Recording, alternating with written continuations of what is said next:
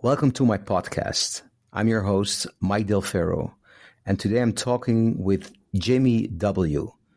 Jimi is a singer, songwriter, producer, and a guitarist based in upstate New York.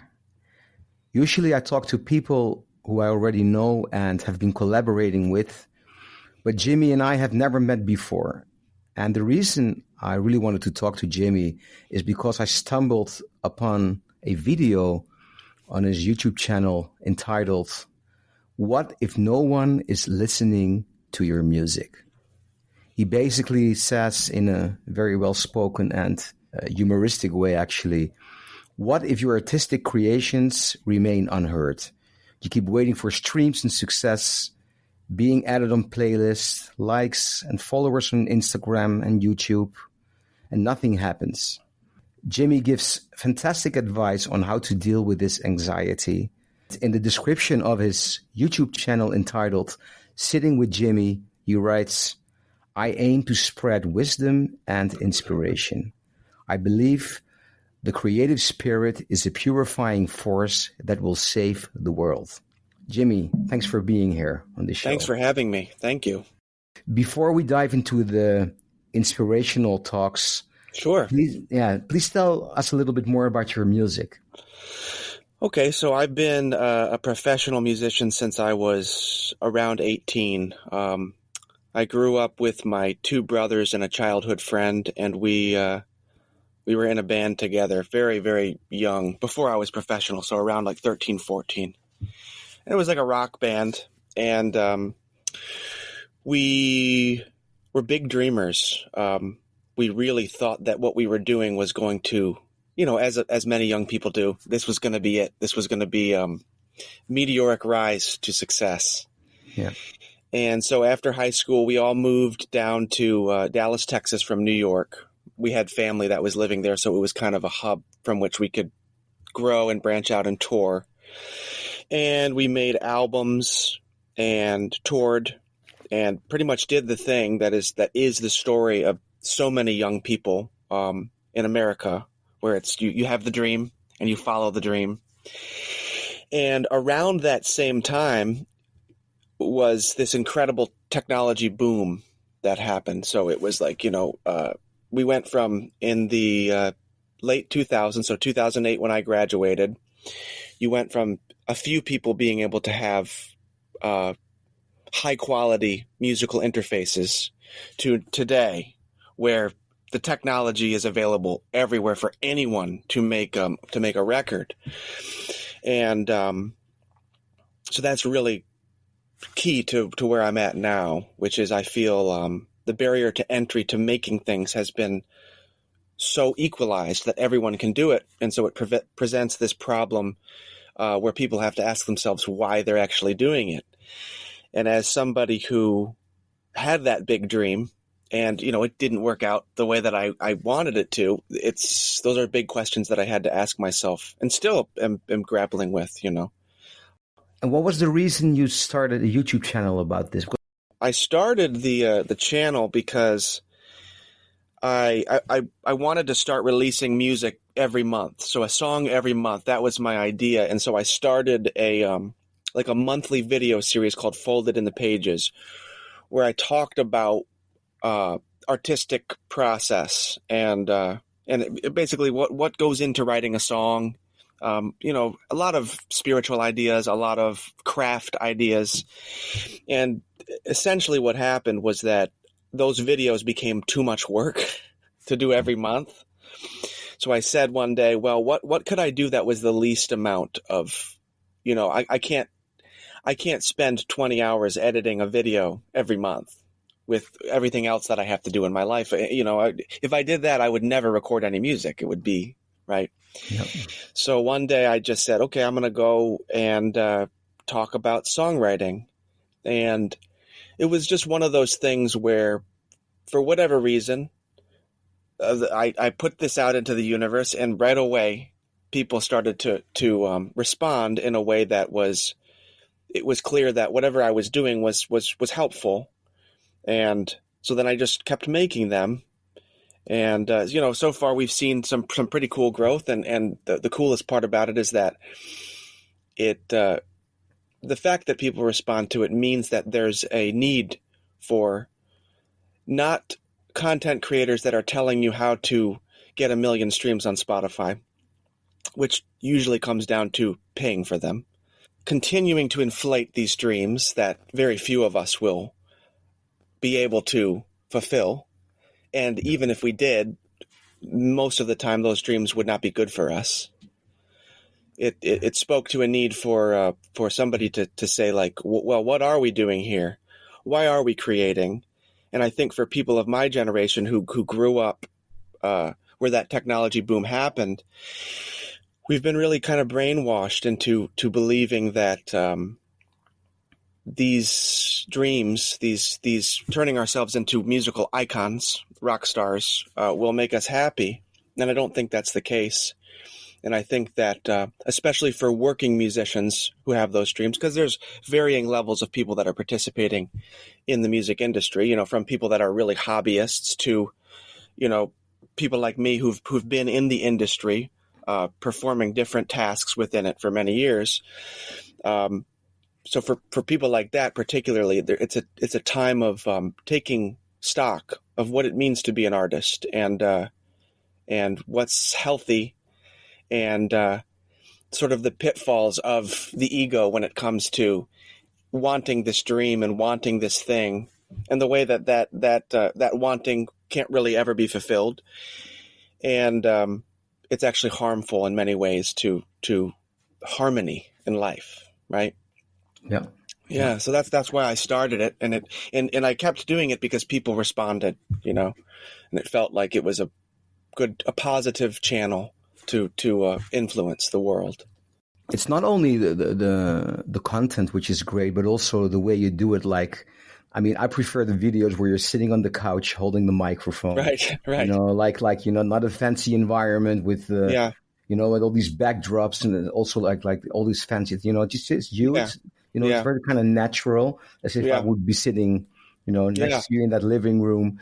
Do you also coach people personally on this? Do you get like requests from musicians? I've never done that specifically, no. But people do reach out with their stories and their opinions, and I do my best to respond, assuming that their comment is in good faith and they're not possessed by an ideology that wants to bully people. I'll try to reach out and respond in a way that's helpful, because I think the most interesting part, at least for me, is to see people's stories and the way that they relate to it, and the questions they ask, and the collaboration that happens in the comment section is really, really interesting. And it's the thing that more than most other parts of this speaks to the need for a community that's asking these kinds of questions. What is your general take on all the digital platforms, as opposed to, because I know you're on Bandcamp. Sure. What's your take on this? That's the question, right? Where are we going with these platforms? Right. And very often this kind of a conversation is mired in an ideology that is really disempowering to artists. You see it every year when Spotify Wrapped comes out, and it's many people, many of whom who are not what I would consider working artists and are more hobbyists. And when I say working artists, I mean you're making money in the music industry, whether that's by gigging, whether that's by recording, whatever it is. But the conversation quickly becomes toxified by ideology that doesn't put these platforms in their historical context, right? Which is to say, the technology that we've enjoyed over the past 20 years has blown open inroads for anybody who wants to participate, make a record that can be recorded at a sample rate that human ears can't even hear, 96 kilohertz and up. So it's blown open those doors for everybody to participate. And what ends up happening is there's so many people trying to do it, and there's only so much of the pie. So platforms like Spotify, platforms where the payout is getting less and less, it's popularly believed that all of the reason why is because there's some corporate overlord that's robbing people's pockets. And I'm not above the opinion that some of that is happening. But the larger story is that anyone can make a record and release it into a distribution channel that reaches the entire world. For that not to be the primary focus when we talk about global platforms like Spotify, Tidal, Bandcamp, is really missing the point. And it really points to the spiritual problem of the artists of today, which is, okay, you have an opportunity to create art on a level with tools in your pocket that have more horsepower than somebody in the 90s or farther back, for the 35,000 years we've been making art on the planet could ever dream of. And so my position on those platforms is they're not perfect, but they are an inroad to whatever comes next. And what I think is coming next is artists will have to utilize all of these technological advancements in order to find a way to get peer-to-peer support from their fans, right?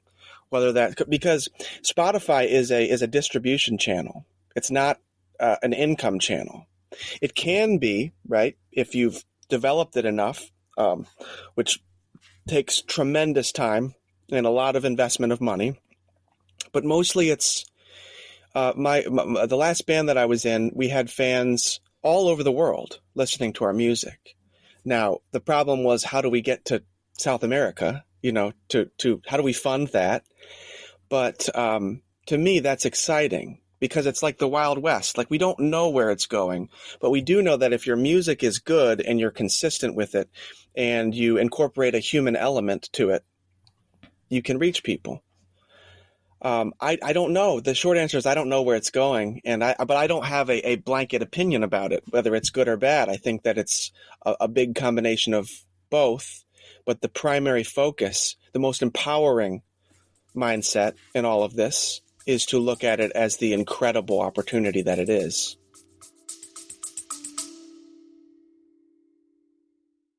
Thank you for listening.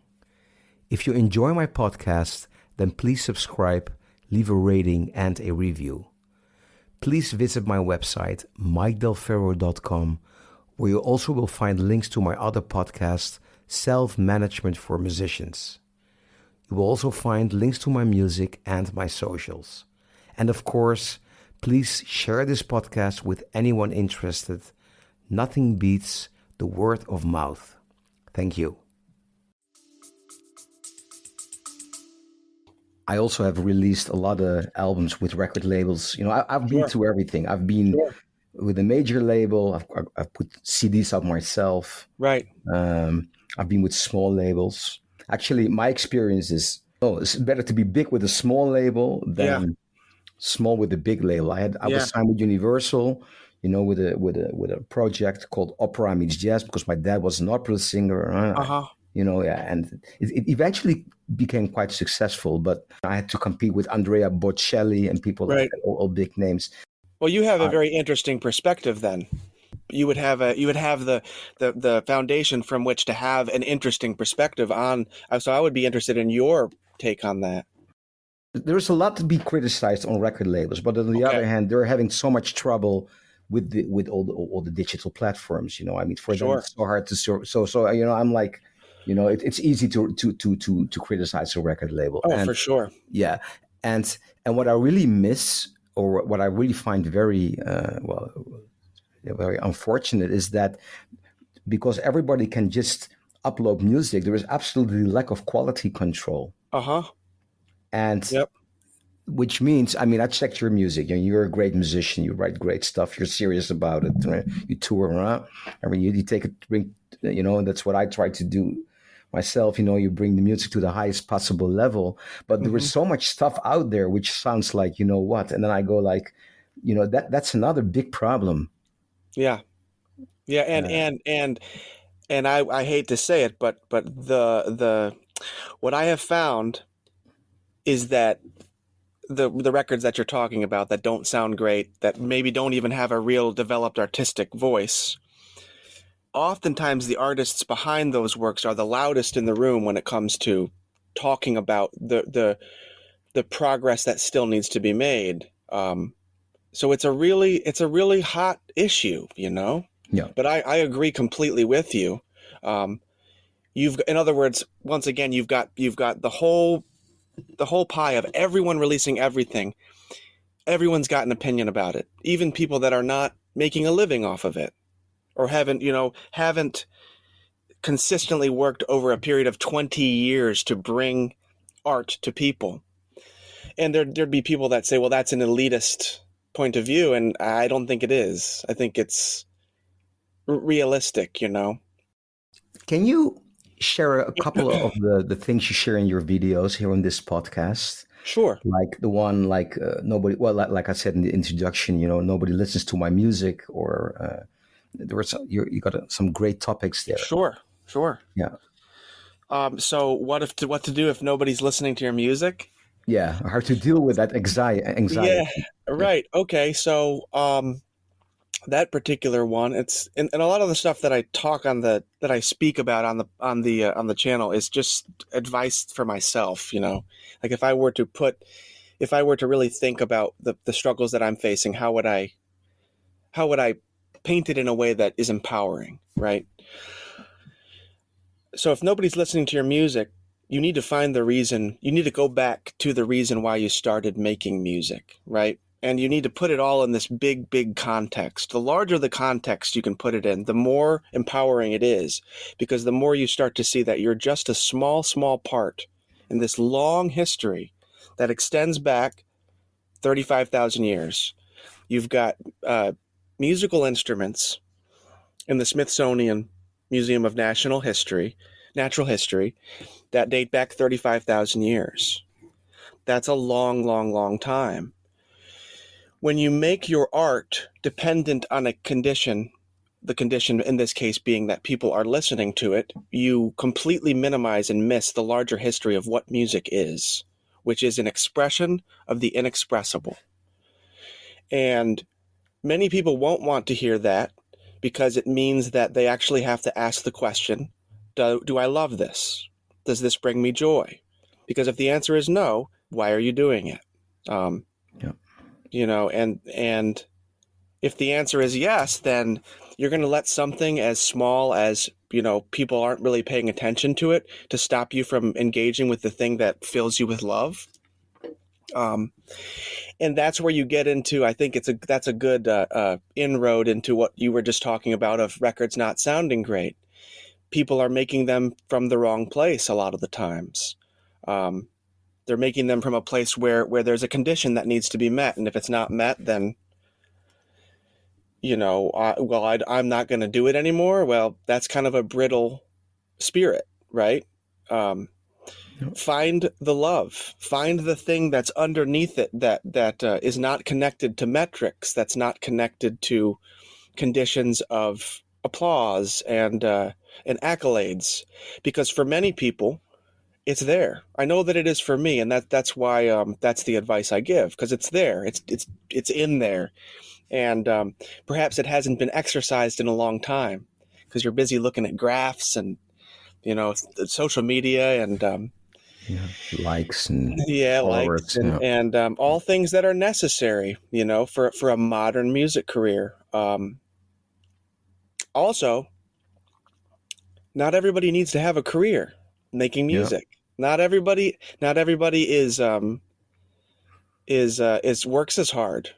You know, not everybody has the same prolific output. Not everybody makes art that is marketable, right? And that's a lot of the trouble with a lot of these conversations is that art is subjective. The value of art is subjective. You know, it's not, people value different things, and that's never going to change. When you engage with a career in the arts, it's a gamble. You know, it's every cliche thing that our parents ever told us. No, go be a doctor. You know, we need plumbers, not guitar players. You know, which is why if you start from a foundation and you practice a perspective that puts the love that is generated from what you do as a musician, whatever it is that you do, if you put that, you practice that perspective more than you practice all the other disempowering ones, which are myriad, and it's much easier to fall into the negative ones, then you start from a place where you expect nothing from it. And then you can do some real work. You know, you can make things that are not influenced by the conditions that you think you need to meet, you know.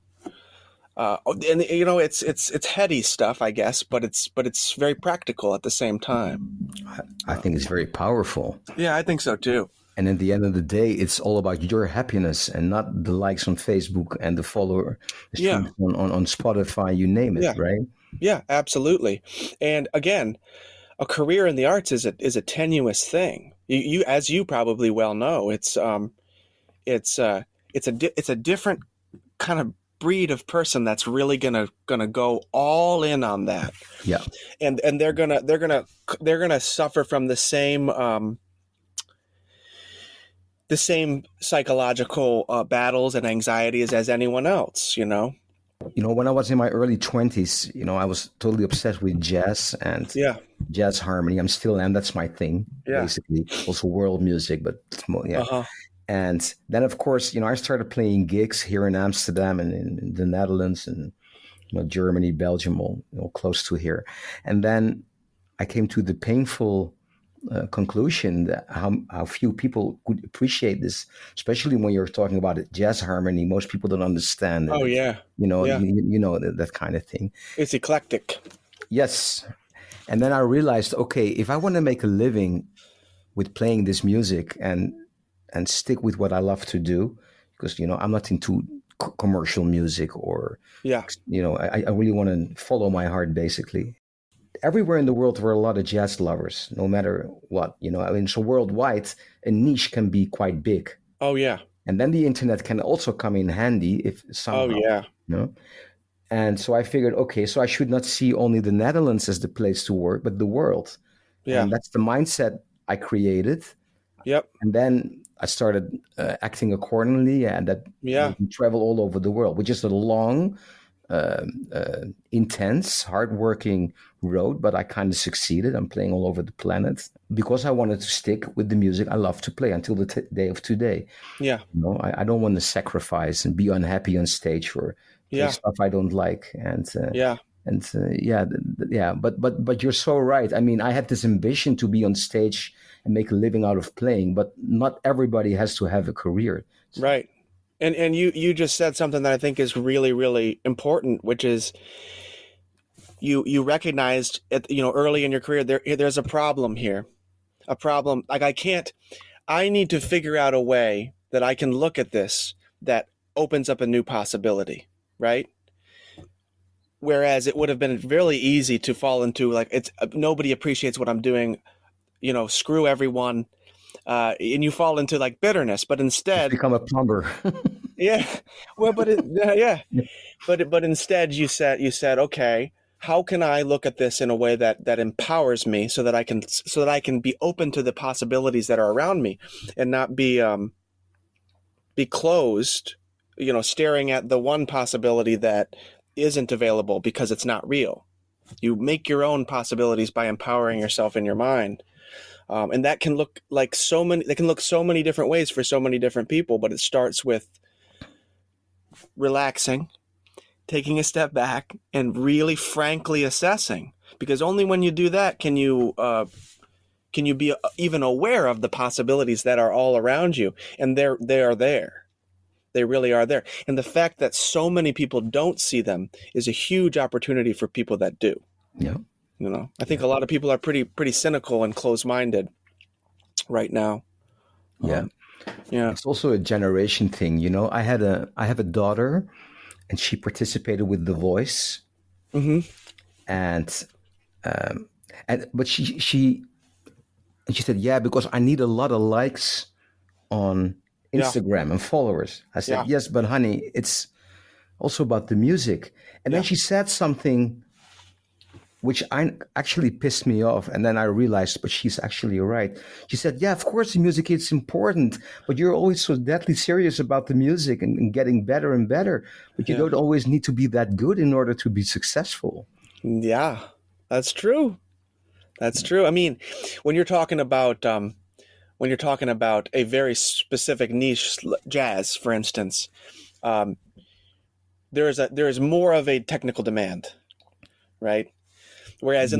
in the world of pop, it's like, shit, throw the auto tune on it, and if Yeah. the guy or the girl is good looking enough, then maybe we can have a career here. How old is your daughter? Now she's 24. Okay, I'm me and my wife are expecting our daughter in April. Beautiful. Yeah. My wife was on The Voice as well. She had an experience with all of that. So my wife is a musician. Has had a really, really good independent career. Never had a label, but has connected to an audience worldwide. Toured, been on like national commercials, and so she went to The Voice as well, and she had her own school of hard knocks experiences with the industry. Yeah. A practical advice. Sure. I released a new album or a single, whatever. I Yeah. go on Spotify, like you described in your video, and expectations are high. I didn't hire anyone to push the playlist. Yeah. To get on these playlists is almost a utopia nowadays. So Yeah. and then after 3 days, I see like 13 streams. Well, that's a little bit extreme. It's not that bad, but you know you know Yeah. what I mean. Well, All right. the first thing to think is that you're in good company. You're in good company. Do you know? Take a guess how many. Okay, there's different estimates because you can't tell for sure. But how many songs are released on Spotify every day? What's your guess? 100,000. 35,000. Right? 35,000 songs a day. There's not enough ears to listen to all of the music.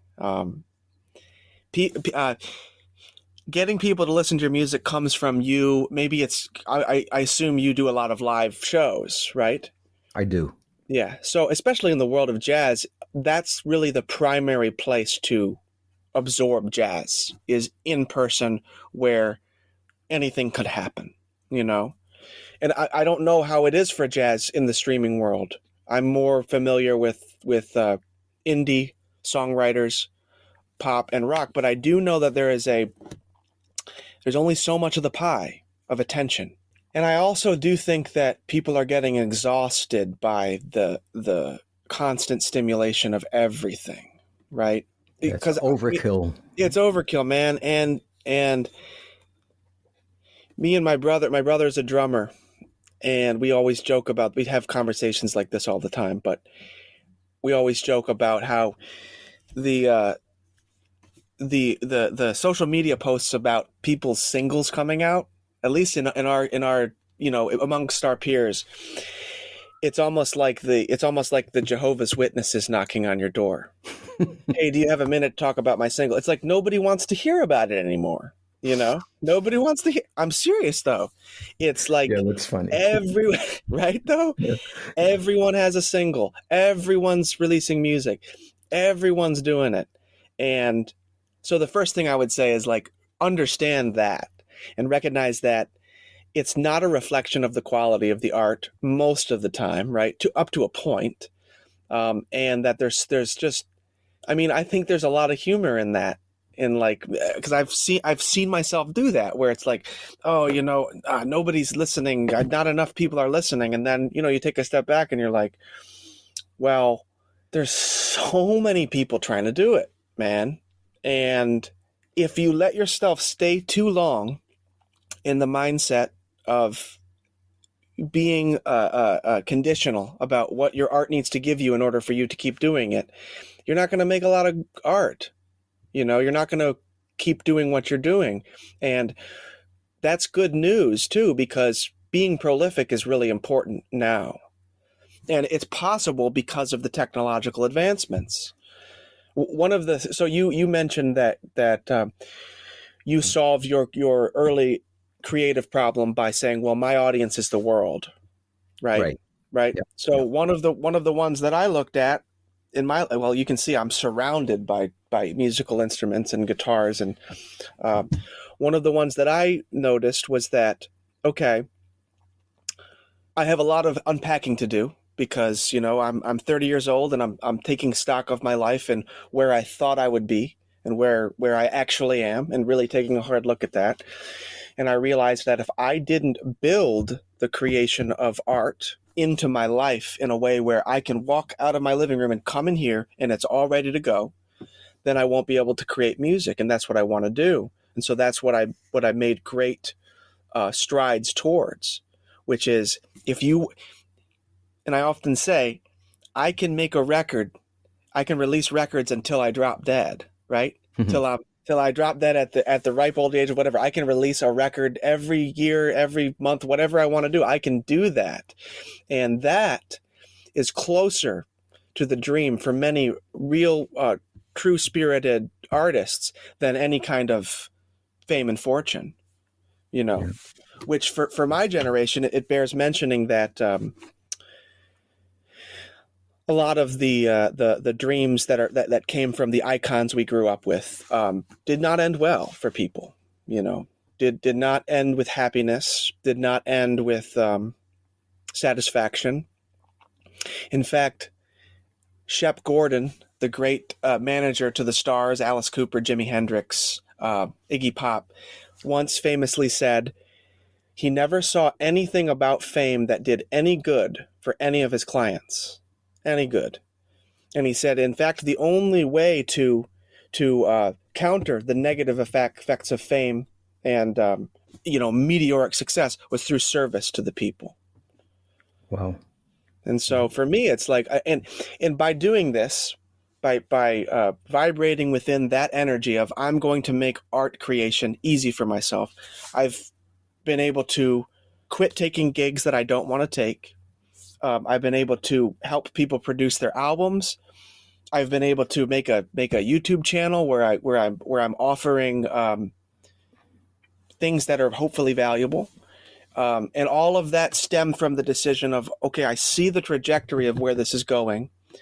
I see that the dream that I had has been deferred and that it needs to be updated, and I need to find a way forward. And the way that I see doing that is empowering myself with making the creation of art built right into my life.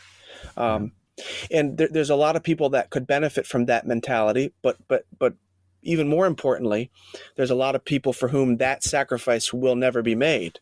And so it kind of shows you, well, where does art land in my life? Because a lot of people like me are going to have to build it into their life, or they risk not being able to do it anymore. Yep. But with technological advancements, it's possible. My wife said something the other day that I thought was really interesting. She said, and I said, well, that's a topic for a video. She said, when you're passionate about something, it really doesn't matter what it is. When you aim your passion at something and you collaborate with the lessons that present themselves, from that aiming your passion at something, you learn your life's lessons. It just so happens that I learned mine through creativity and through art, but all that was you're aiming it at something.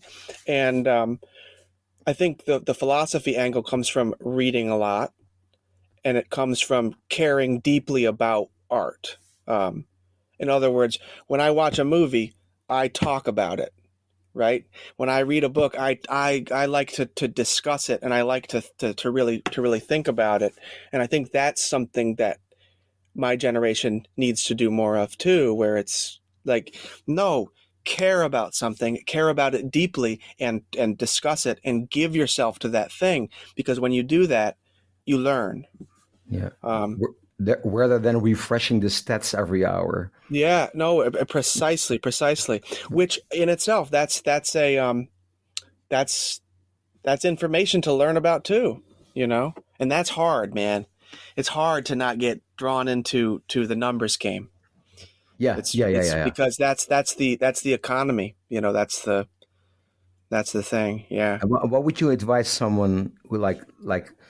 I mean, I'm refreshing my stats or my Spotify for artists, sure. And I go and I think everything is everything's dropping down. All the numbers are dropping. Yeah. How would you advise someone in the moment to deal with it? Just in the moment. find the nearest place where you can walk outside in the woods and forget about it, because the least controllable part of all of art making is the way that people react to it. The most controllable part is whether you get up and you try again, and whether in the trying you realize that, oh, I really love this, oh, this is really teaching me something. This gives me, around where I live, there's many hobbyist songwriters and people that I have clients that are older that have never made a record. And what you see is that art is a way that people, quite simply, it gives them something to care about and to talk with one another about. And that's really the most that art can offer. It can offer other things, right? But it's most fundamentally, it's a way that we can relate to each other. And if we're really good at it, make expressions and pieces that communicate something true that no longer belongs to us, but to everyone that's influenced by it, right? Yeah, I don't know. I'm being tangential, but No, but this is such great wisdom, man. And walk in the woods, man. yeah, It's not going to make you happy. The metric, it's not there. It's really not. There's ways in which success like that can make your life easier, but it's just as easy to fall into a really black, empty space that's not connected to the ground, and has nothing to do with art, actually. Has nothing to do with art, and certainly has nothing to do with empowering you to keep exploring and keep finding the upper limit of what you're capable of doing. And then also, it's really not that serious. That's the other thing I keep coming to. It's like, it's the paradox of it is that it is, man, right? It's like, I want to get up and I want to practice and I want to master this new modality, so that 2 years from now when I play, it can come out organically. Yeah. And, but at the same time, man, I've got a family to think about, and I've got people around me and stories around me who without whom there would be no art to make. There would be no story to tell. And I think you're going to see a lot of fallout in my generation from the way that the well has been kind of poisoned with regard to the dreams that we have, because you've got people that don't even play an instrument, and they're 24 and they're releasing a single, and they're acidically trying to take down these corporate overlords that they see as the reason why they're not successful. And it's like, man, you can't even play an instrument. Yeah. Right? And if you did, you would come into contact with the obstinance of reality. There is nothing about learning to be a craftsman and a technician on an instrument that suggests that reality is easy. That nothing about reality wants you to get better at the piano. In fact, it's the opposite, right? Yeah. So it's like, and I see that in my generation, man. With the social media, it's more important to be dressed the right way with the right filter online than it is to really take a look at the like, why are we doing this, man? And I think a lot of people are doing it for the wrong reasons, and it's unfortunate because it's for reasons that are making it harder for working musicians and reasons that are not going to make anyone happier. That's what it's all about. And so many people forget this. Yeah. Every musician, and I encounter a lot of people with anxiety problems, especially related to this, what we're talking about. I'm all going to tell them that they shouldn't watch your channel. They must watch your channel and your wisdom. I mean, that's very, very humbling. I hope that I can continue to really offer whatever it is that I'm offering in a way that remains connected to people that need to hear it, because really I'm talking to myself. None of this has been mastered. It's just, and when I really look at it, it's all it's all redundant. It's all connected to the most enduring principles of wisdom that we've collected as a species. Many of which have been sort of abandoned in favor of glorifying the self and right. So Yeah. it's like, and I think that people's hunger for that message is evidence that it's really needed. Your YouTube channel, and well, actually you as a human being, is a relief on the internet. I've heard people say that, and I'm very flattered, and that's really yeah, it's like not as noisy, right? It's like more. It's funny too because as the video got bigger, I thought for a second that I should maybe conform it more to what you see when you see a YouTuber, right? So I shot one of my videos in a room with like the backlights and all the fancy crap. And afterwards I looked at it, I was like, no. You're just there sitting on your couch holding a microphone, no fancy, smancy, whatever. Yeah, You're just yeah. holding the microphone. And, that makes it so incredibly powerful. And I'm glad to hear that. It's a million times more powerful than some dude, trying to convince you should hire him. Why Spotify is dead. Yeah. How you can game the system to get 30. I got 30K followers in 10 minutes. Yeah, and all that bullshit. Oh man, yeah. Thank you so much, and keep up this great work. I'm so glad and happy to meet you and to finally speak with you, Mike.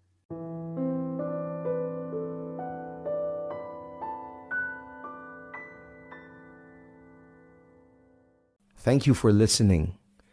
If you enjoy my podcast, then please subscribe, leave a rating and a review. Please visit my website, mikedelferro.com, where you also will find links to my other podcast, Self-Management for Musicians. You will also find links to my music and my socials. And of course, please share this podcast with anyone interested. Nothing beats the word of mouth. Thank you.